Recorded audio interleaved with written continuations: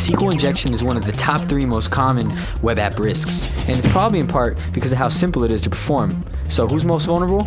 Any website that's SQL database driven with poor code. So how does it work? Well, this attack is very commonly done on login screens. So let's first see what's happening with username and password after they're submitted. In a poorly designed site, the name and password strings are directly inserted into a SQL statement, which probably looks like this. With this statement, the application is asking the server, do we have a user with the name Chris and the password mypass1? And if so, it grants the user access to his or her account.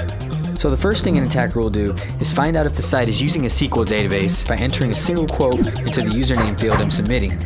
Single quotes are special characters in the SQL language, and using them as part of a username will cause an error if the website doesn't check for them. And once the error message is displayed, the attacker can confirm that the website is using SQL as well as other useful information.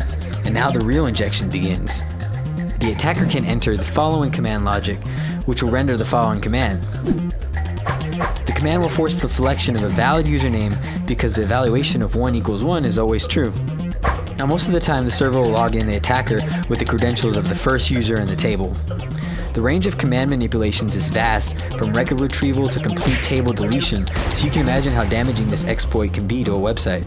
So how can we prevent this form of attack? Well, make sure that you do the necessary string checking for special SQL characters. It's really not that many more lines of code, and it's most definitely worth the time.